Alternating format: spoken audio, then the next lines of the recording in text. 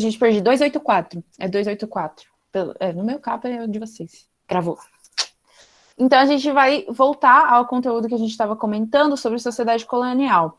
Pelo que eu lembro, eu já tinha comentado com vocês que era a parcela mais pobre da população é majoritariamente negra e descendentes de escravizados hoje em dia, que é a herança, né? Que hoje em dia a gente tem um trabalho manual extremamente desvalorizado, então qualquer pessoa que exige um trabalho mais físico, como eu dei o exemplo assim de um pedreiro, normalmente, ele não é tão valorizado, e assim, uma pessoa que faz um trabalho intelectual, ela é mais admirada.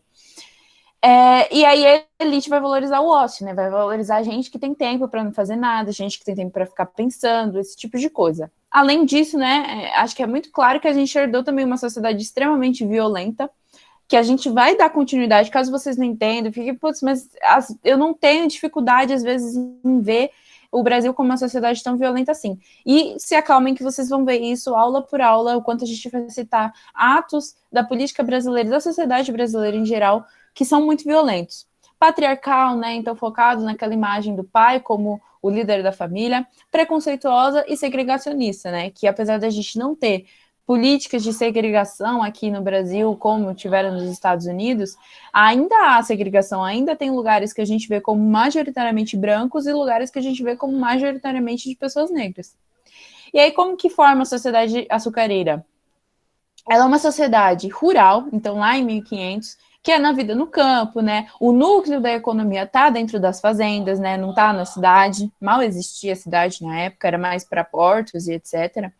Escravista, né? Então, como eu falei antes para vocês, é um país assim que vai ter como mão de obra majoritária base no escravismo, e não só isso, a principal atividade econômica do país, por todos os ciclos, vai ser apoiado na escravidão.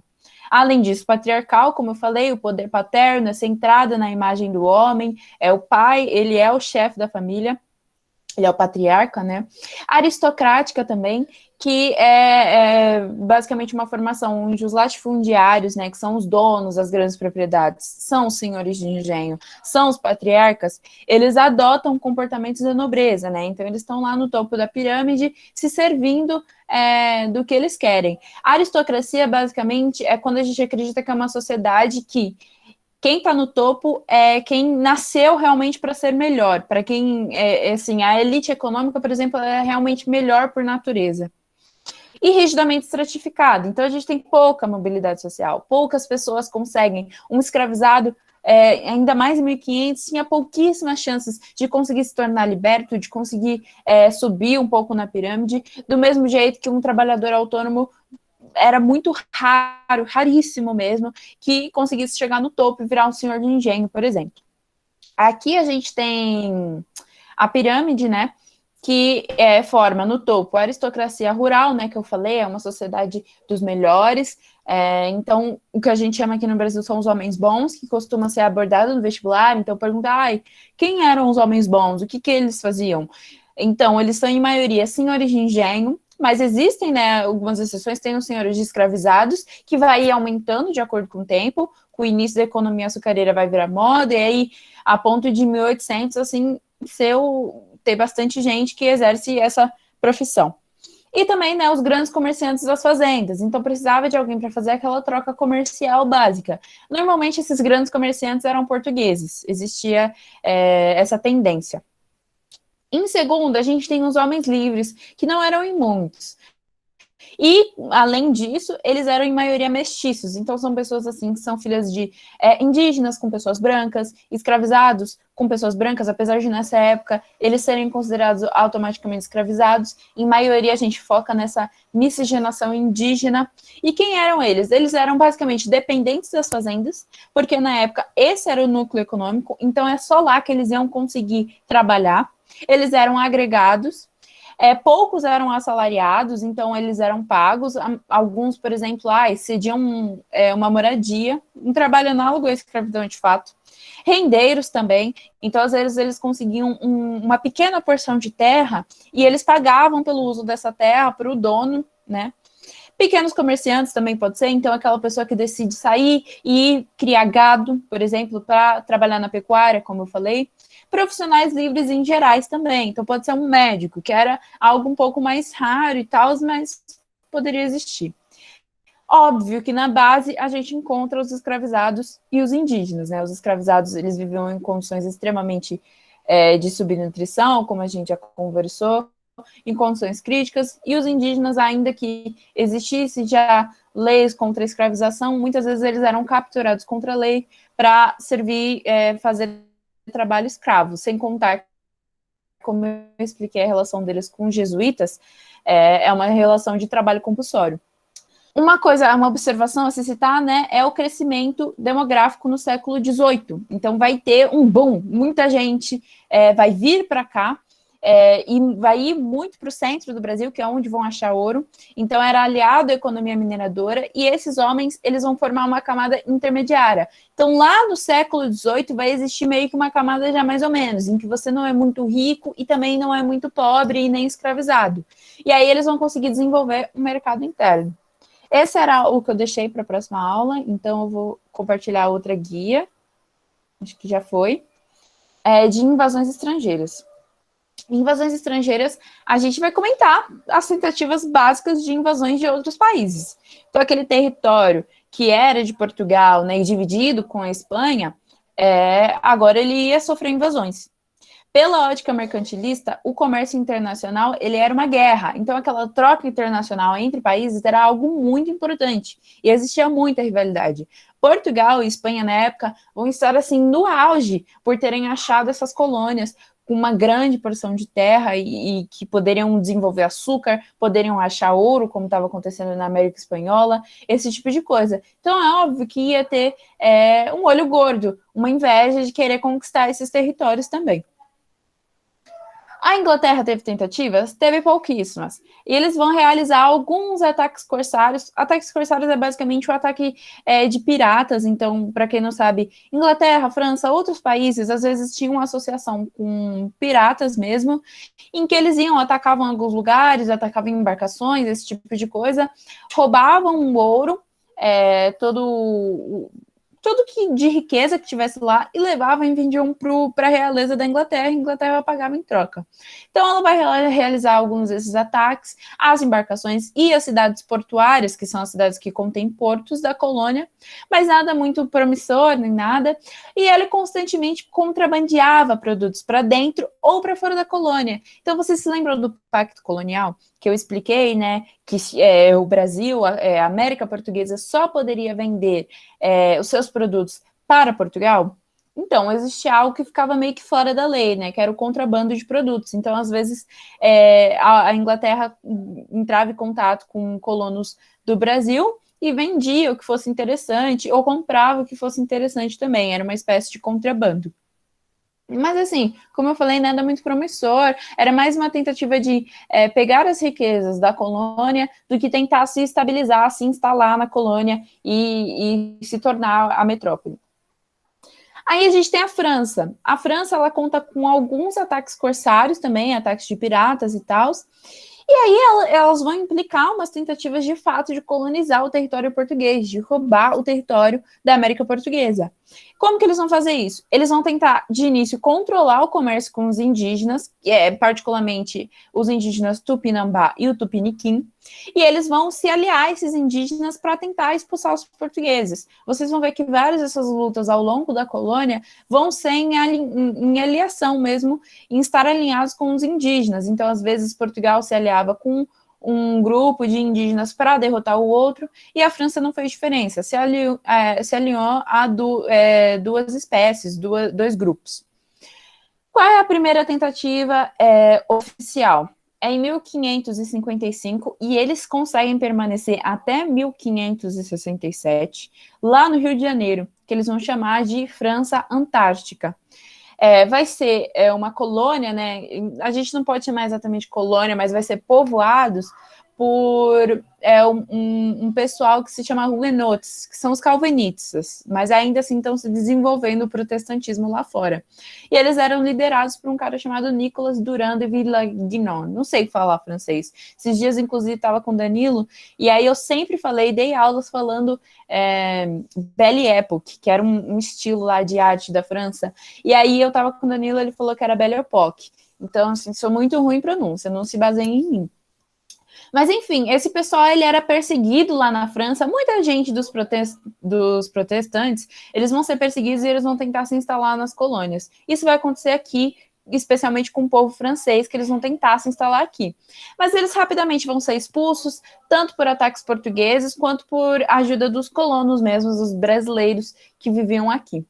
Depois de 1612 até 1615, então eles ficam 3 anos, eles vão tentar se instalar no Maranhão, que é o que eles vão chamar de França Equinocial. Porque acho que a Antártica, às vezes, dá para dar uma noção, tem o Polo Antártico e a Antártida. Equinocial é porque é próximo à linha do Equador. E eles eram liderados pelo Daniel de Latouche, apoiados por um missionário da Ordem dos Capuchinhos e também pelos Tupinambá. Então, os indígenas Tupinambá apoiavam o permanecimento desses franceses lá no Maranhão. Mas, mais uma vez, não vai dar muito certo, os portugueses vão conseguir expulsar eles militarmente, e não só isso, vai ter muita ajuda dos colonos. Vocês vão ver que existem muitos envolvimentos dos colonos para que os países invasores conseguissem ser expulsos. Em 1626, eles vão conseguir tomar um território, que até hoje é o território da Guiana Francesa. Então, ele fica lá em cima, lá no norte da América, e eles vão ter sucesso em se instalar lá, em roubar aquele território de fato. E, como eu falei, até hoje é um território que é colônia da França. É essa história das invasões da França dentro do Brasil. 2 vezes vai falhar, e aí, uma vez, eles vão conseguir e eles vão se instalar nesse território até hoje. Aí a gente entra para dentro da Holanda. A Holanda, ele é o país que eu estava comentando com vocês que tinha muito envolvimento na produção do açúcar dentro do Brasil. Então, eles estavam no transporte, eles estavam na distribuição, eles estavam no financiamento, eles estavam muito envolvidos nessa economia. E aí, né, qual que é o interesse do Brasil pela Holanda? É um forte caráter mercantil. Então, eles queriam retomar o comércio do açúcar. Ah, mas por que retomar? Eu vou falar um pouquinho mais. Uma coisa que aconteceu em 1615, que é importante de situar, é que o almirante holandês, né, Joris van Spilberg, ele vai dar o golpe derradeiro no açúcar de São Vicente, então lá mais para baixo, vai destruir um engenho que existia lá, que era o São Jorge dos Erasmos, e o empreendimento açucareiro é abandonado nessa capitania, e aí faz com que São Vicente ficava mais para baixo, mais ou menos São Paulo, vai fazer com que o centro econômico se concentre mais ainda no Nordeste, porque um dos poucos engenhos que existia fora do Nordeste, como eu falei, vai dar certo só nessa região, vai deixar de existir, né? Vai ser atacado. Qual que é a razão? Por que eles queriam retomar esse comércio de açúcar? Porque uma coisa que é legal que vocês saibam conectar, que muitas vezes no vestibular, e também que é legal para que vocês entendam a matéria, é vocês conectarem invasões holandesas com a União das Coroas Ibéricas. O que é isso, União das Coroas Ibéricas? É algo que vai acontecer de 1580 até 1640. E como que se dá? De início tem o Dom Sebastião, que era o rei de Portugal, e ele era tipo um guerreiro bem famoso, tal. Ele liderava alguns exércitos, e eles estavam conseguindo, né? Vocês se lembram da Guerra da Reconquista? Eles se deram muito bem, e eles derrotaram vários muçulmanos. Aí, qual que é a ideia dos portugueses? Já que a gente é tão foda assim, a gente vai invadir o Marrocos, a gente vai colonizar o norte da África. E aí o Dom Sebastião, próprio rei, com aquele ego nas alturas, vai sair e vai tentar atacar os Marrocos, né? Nessa batalha que a gente chama de Alcácer Quibir. Não sei como se fala também certinho. Que é contra os mouros, né? É uma população que existia nos Marrocos. E ele vai sumir. Eles acharam que o Dom Sebastião ia acabar com eles e não vai dar certo. Ele vai sumir e ninguém sabe, né, o que acontece, que ele vai ser derrotado lá no norte da África, no Marrocos, e não vai voltar mais, e ninguém mais sabe o que faz, né? Inclusive, até hoje, gente, é uma lenda de que, tipo, na época, Portugal estava no auge, estava, tipo, potência, tem o Brasil, conseguiu a Índia e não sei o quê, e depois disso, Portugal só vai começar a decair, a Inglaterra vai surgir com a Revolução Industrial, a França vai seguir, os outros países vão seguir, e Portugal nunca vai investir, de fato, numa Revolução Industrial, vai ficar focado na colônia. E aí eles vão começar a cair. Aí o rolê é que eles acreditam que com a volta de Dom Sebastião, a gente ia voltar ao apogeu, a gente ia voltar ao auge, né? E aí tem esse rolê do sebastianismo, então é um movimento profético, né? Que é como se ele fosse, ele vai salvar, ele vai ser o profeta, propagado em Portugal depois que Dom Sebastião some. Nele, o que aconteceria? O rei vai retornar, ele vai ser um novo Messias, então ele vai salvar Portugal, e ele vai levar de novo Portugal ao apogeu das glórias e das conquistas, e até hoje tem gente que acredita nisso. Mas o que acontece é que ele foi extremamente derrotado lá no Marrocos. Qualquer coisa importante de se aprender da União das Coroas Ibéricas é que o rei vai sumir, e aí um monte de gente, ele não tinha filhos, um monte de gente vai começar a alegar parentesco com Dom Sebastião. Um deles era um cara chamado Filipe II. E o que acontece? Filipe II, ele era rei da Espanha. Ele vai declarar parentesco com Dom Sebastião, mais próximo. Isso era normal, viu, gente? Que filhos da nobreza de tal país da Espanha, de Habsburgo também tem, de outros lugares, eles vão se juntar com outras nobrezas, né? De outros países. E aí, às vezes, acontece isso, poderia, era uma possibilidade. E é o que vai acontecer. O Filipe II, ele vai se tornar o único rei. Então, ele é o rei da Espanha e é o rei de Portugal, União das Coroas Ibéricas, né, da Península Ibérica. E ele vai ficar, né, desde 1580 até 1640. Uma coisa que é legal de falar também é que o Tratado de Tordesilhas, ele deixa de fazer sentido. Então, vocês lembram lá do tratado que tem uma divisão e tal? Não faz mais sentido, porque era tudo a mesma coisa, era a coroa ibérica. E vai impulsionar as bandeiras pelo interior da América. Então, vai impulsionar que certas pessoas entrem mais na América. Mas a gente vai especificar isso mais na próxima aula. É para vocês já, terem uma noção do quanto a União das Coroas Ibéricas influencia em muita coisa que vai se dar durante a história do Brasil. Beleza, então eles uniram, né? Tem agora a bandeira de Portugal, a bandeira da Espanha, vira a União Ibérica de 1580 a 1640.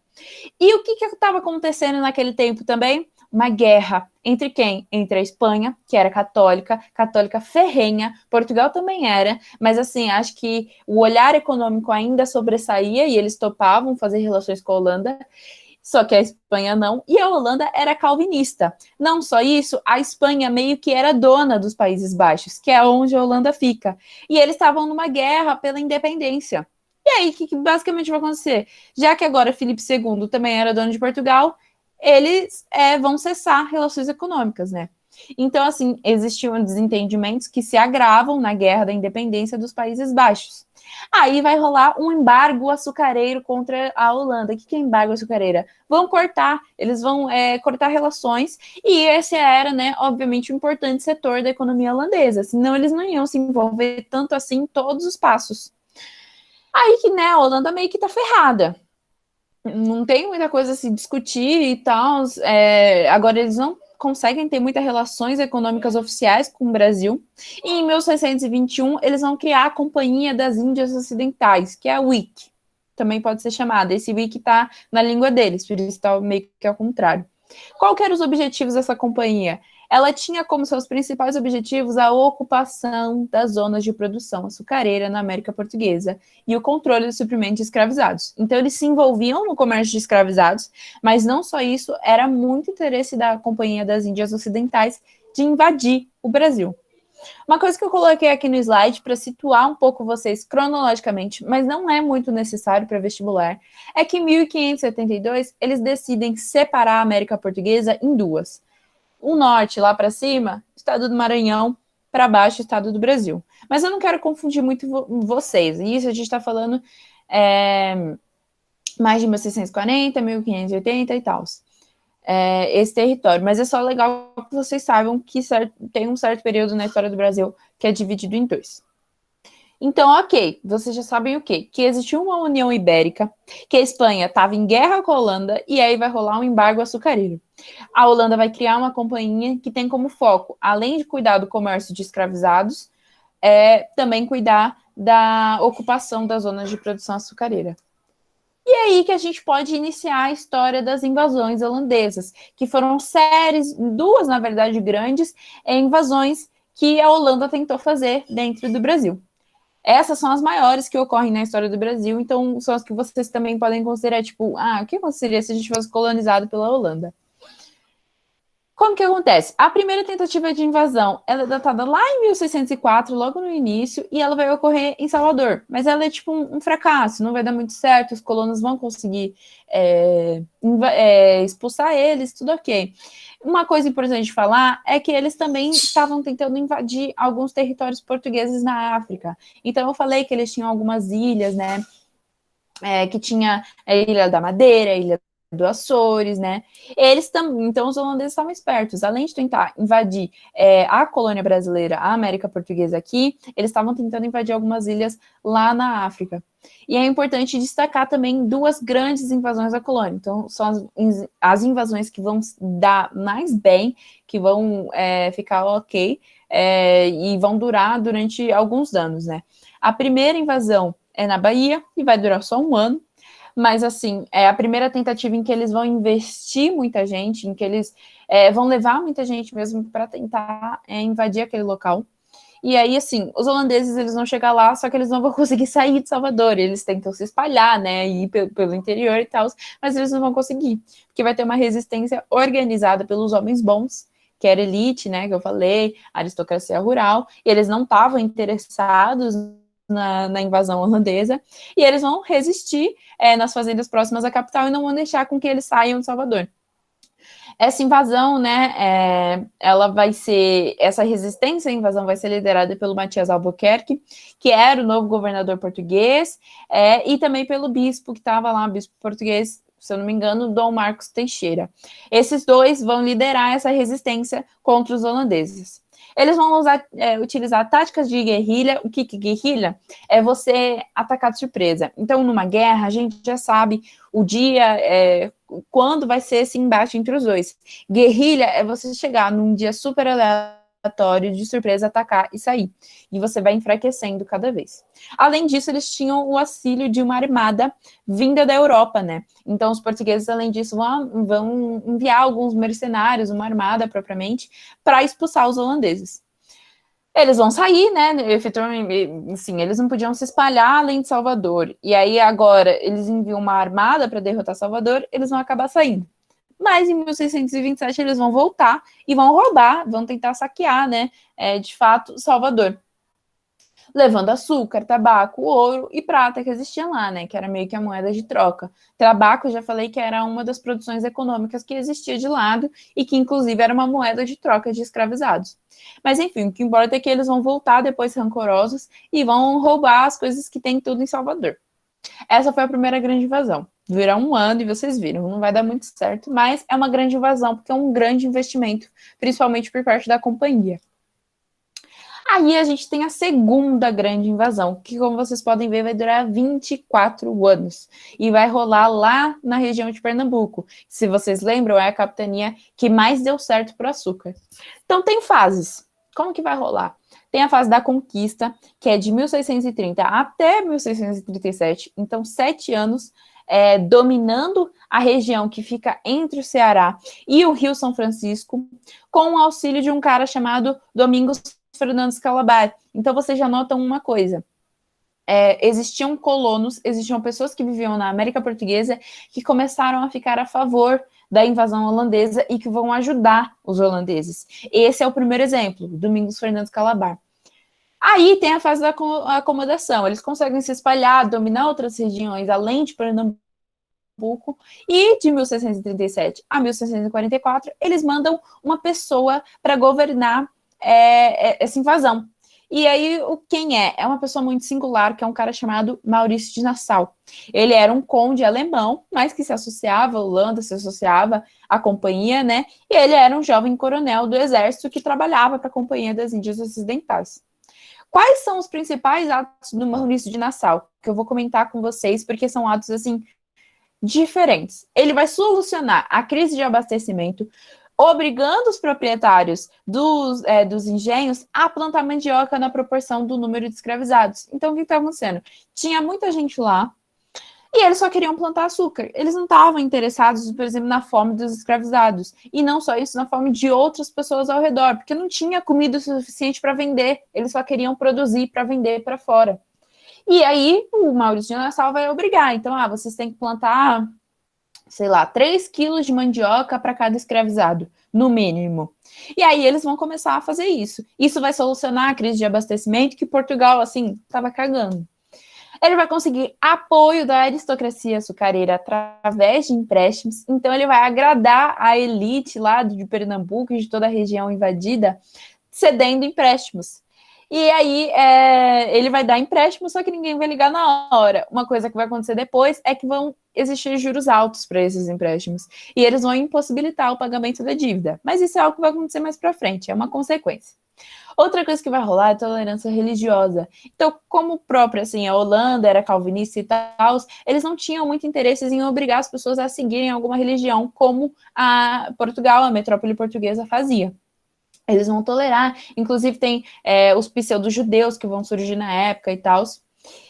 E, além disso, ele vai fazer a urbanização de Recife, né, que vai ser levada à categoria de capital. Então, Recife vai virar uma capital muito importante e eles vão urbanizar, eles vão cuidar de Recife, da estrutura, da arquitetura, de tudo lá. Uma coisa muito interessante também é falar da efervescência cultural. Então, Portugal estava pouco interessado em trazer artista para fazer quadros sobre a América Portuguesa, ninguém ligava. E isso é algo que Maurício de Nassau vai começar a fazer. Ele vai trazer um artista chamado Franz Post, vai trazer outros também, mas um dos principais e que cai bastante no vestibular é Franz Post. Uma coisa que ajuda para dar dica, assim, é que às vezes, né, vocês vão fazer a prova e tal, aí vocês vão ver a imagem. O legal é vocês olharem a fonte, de onde vem a imagem. Se tiver o nome de Franz Post, tem muita chance que vai ser uma questão sobre invasões holandesas ou união da coroa ibérica. Mas, enfim, a companhia não vai gostar muito dessas atitudes, gente. Era uma atitude diferente, ninguém se ligava em cultura na época, ninguém se ligava em urbanização, nem nada disso. E aí eles vão achar muito ruim, vai entrar em desavença com Maurício de Nassau e vai fazer Nassau voltar para a Europa. Mas isso é uma má notícia, porque assim que Nassau sai, começa a fase de expulsão, que é o que os portugueses chamam de a reconquista, novamente, né, porque eles são muito saudosos no ego deles, ou guerras brasílicas também. Vão ter novos governadores nomeados pela companhia, e esses governadores, eles vão ligar para esses juros altos, eles vão ver que ninguém está pagando nada, e eles vão começar a confiscar a propriedade dessa aristocracia rural, desses senhores, desses homens bons. E eles não só isso, vão aumentar os impostos. Vai gerar muito descontentamento. Aí, assim, quando estava ok para o pessoal da aristocracia, para os homens, bom, quando estava tudo ok, estava tudo lindo, eles aguentaram aquele governo. Assim que tiraram o Nassau com aquelas ideias e com aqueles empréstimos ok e começaram a confiscar propriedades, a aumentar impostos, aí deu ruim. Aí eles falaram, não, estava melhor o antigo, estava melhor Portugal. Então eles vão fazer uma rebelião, basicamente, liderada por homens bons, como André Vidal de Negreiros, João Fernandes Vieira, mas que também tinha apoio popular, apoio das camadas mais baixas. Então a gente pode destacar um cara chamado Henrique Dias, que era um negro, foi o primeiro negro colono, assim, dentro do Brasil, que dizem, pelo menos, a ser letrado, a ser capaz de ler. E também tem um indígena, que é o Felipe Camarão. Esses dois vão ser líderes populares também para se rebeliar contra essa invasão holandesa. Depois de 9 anos de luta, eles vão conseguir expulsar de fato os holandeses. Assim, uma observação, ela foi lá e que os holandeses tiveram apoio de gente da terra, de homens bons e até de escravizados em índios tapuia, né?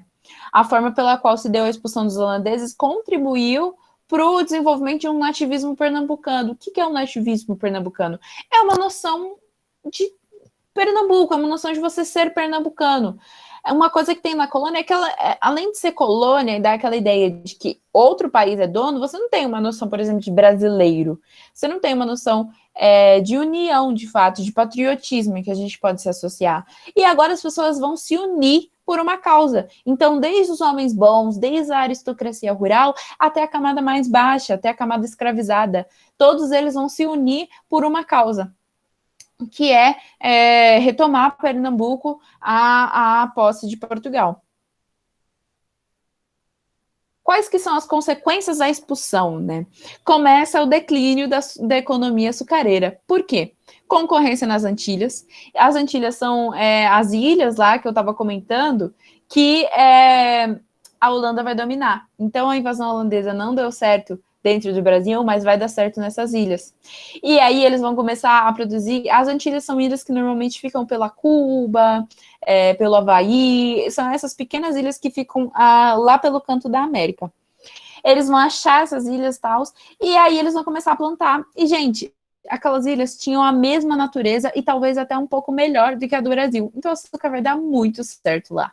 Não só isso, sabe, na época, tipo, o açúcar da Antilha vai superar o do Brasil. Então, agora, o melhor mesmo era o das Antilhas. E aí vai também aumentar a oferta de açúcar. Então, agora tem mais açúcar na área, menos o valor. Quanto mais tem, vai diminuir o valor, porque se eu não encontro com você, eu posso encontrar com o cara do lado, entende? E, consequentemente, falência de diversos engenhos, o início do declínio da economia nordestina. Então, o açúcar já não vai começar a ter tanta daquela alta rentabilidade que eu estava comentando com vocês, não vai começar a ser tão de nobreza, igual eu falei também, porque agora tem vários lugares, tem vários ambientes, e o das Antilhas também era um açúcar um pouco melhor e tal, todas essas coisas em questões. Outra coisa para se citar também é o Tratado de Haia, que é um tratado mediado, né, pelos ingleses. Então, os ingleses vão falar, beleza, aconteceu tudo isso, vamos colocar Portugal, né, ou a coroa ibérica em união com a Holanda. Ele vai estabelecer o pagamento de 4 milhões de cruzados aos holandeses pela posse dos territórios conquistados na América e na África. Então, todo esse território que a Holanda conseguiu pegar lá nas Antilhas, que fica lá mais para o meio, América Central, sabe? E algumas ilhas também que ficavam na África, vai estabelecer que os holandeses têm que pagar por esse território, que é na quantia de 4 milhões aos portugueses. Mas o que importa, né, mais a consequência da expulsão é justamente esse acontecimento de que a economia açucareira vai começar a declinar a partir daí, né? E aí, logo após isso, a gente já entra em outro núcleo econômico, em outro ciclo. É isso, gente, ó, deu tempo. Aqui estão as questões, aqui está uma charge que eu acho muito interessante, né? Que são as pessoas expulsando, vamos plantar batatas. Aí eles falam, não, vamos plantar açúcar nas Antilhas e vocês vão se arrepender de nos terem expulsados, porque teoricamente é isso que vai acontecer. O açúcar no Brasil vai declinar e eles vão se dar mais bem nas Antilhas. As questões estão aí no canto, acho que a gente tem espaço para dúvidas, viu, gente? Alguém quer mandar alguma? Eu queria perguntar, nossa, Cami, sério, eu fiquei colocando pontos, eu não lembro as dúvidas. Pera. Primeiro, esse negócio da França, liderados pelo Nicolas e tal, eles foram expulsos por ataques brasileiros juntos aos portugueses, é isso? Tá certo, né? Isso. Então, Portugal às vezes até acontece, é que Portugal é muito cagão pro Brasil. Nessa época, pelo menos de início, eles não sabem valorizar o Brasil. Então, eles até mandam uma pessoa ou outra, mas não é a quantidade de gente suficiente para conter uma invasão. Todas as vezes eles precisam de ajuda dos colonos de fato. Tá. Outra coisa. Você tinha falado que torna. Que era da Península Ibérica. Você falou que era de 1580 até 1500, sim? Você lembra? 1640. Vou voltar aqui para confirmar. Tá, obrigado. Outra coisa. Vamos lá. Quero saber sobre essa divisão no Maranhão e do Brasil. Que loucura.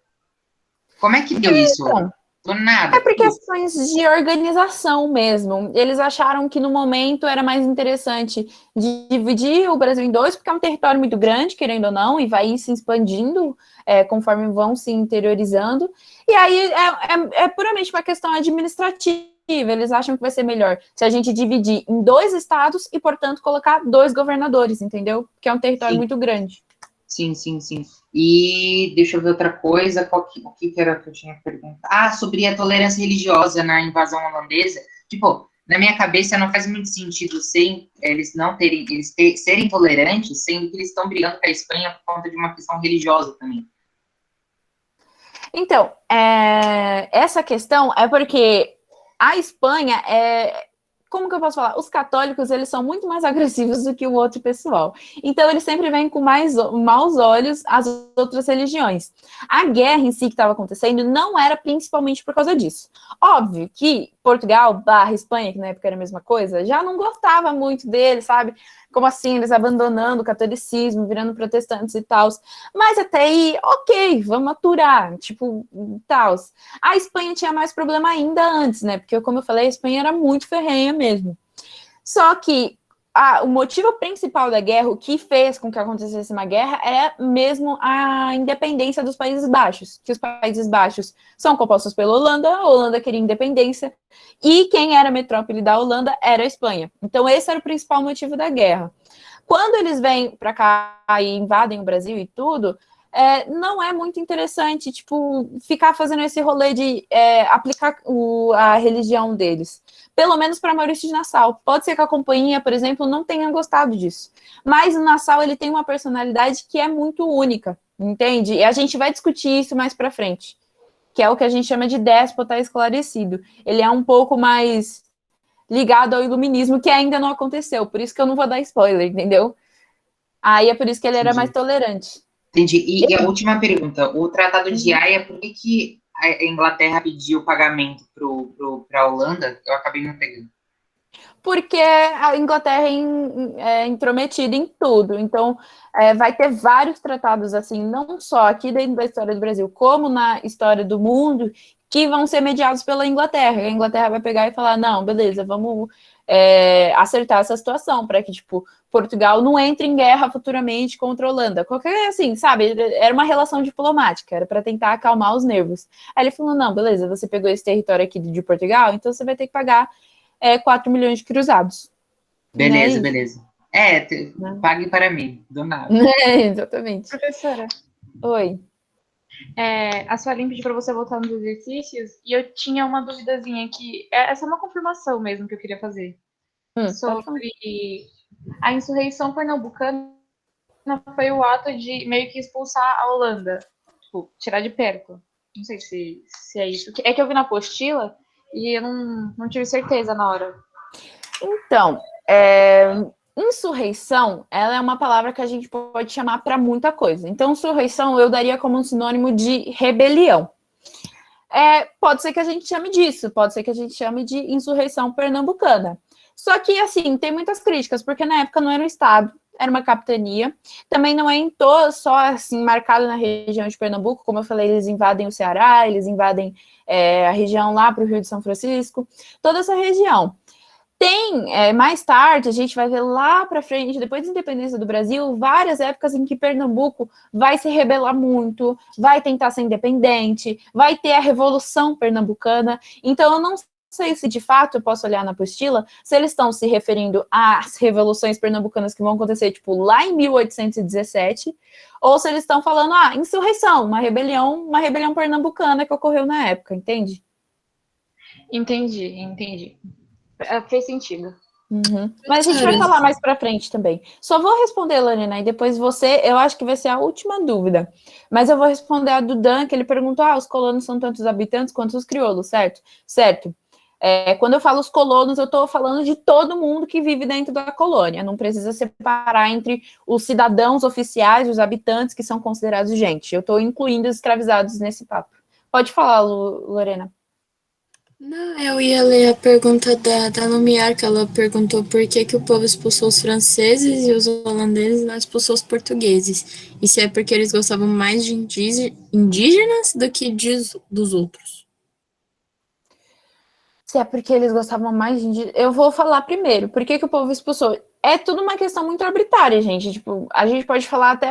Se a Inglaterra tivesse acordado um dia e falasse, a gente vai invadir esse território e ficar lá, poderiam ter acontecido várias coisas, incluindo duas delas, que é o pessoal se unir, porque Inglaterra colocou muito imposto, porque eu não gosto dos ingleses, eles são mais chatos que os portugueses, porque não é interessante para mim economicamente, então vamos expulsar. E aí eles poderiam se unir e expulsar.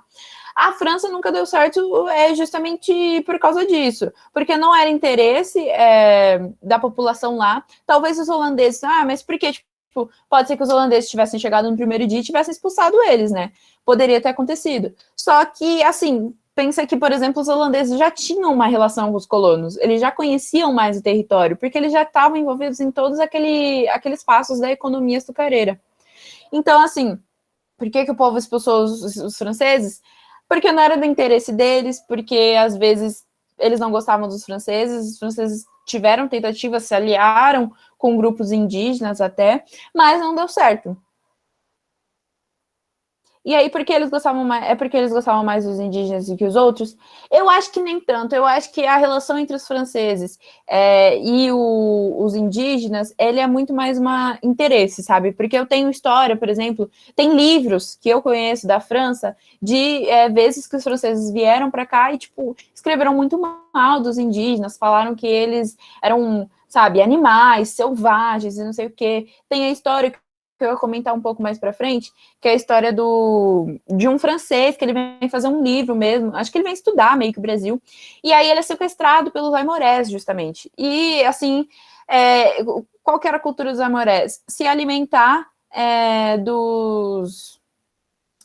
de qualquer gente que você acha que lutou bravamente, que resistiu bravamente, porque aí você vai alimentar a coragem, você vai...